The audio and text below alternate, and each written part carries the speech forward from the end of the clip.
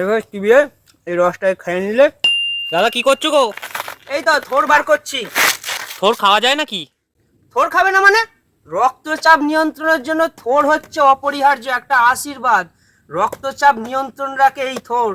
থোড় সবজি হিসেবে খাও কিংবা কাঁচা চিবিয়ে তার রসটা খাও, দুটোর ক্ষেত্রেই একটা আশীর্বাদ। আর একটা জিনিস আছে কি জানো তো?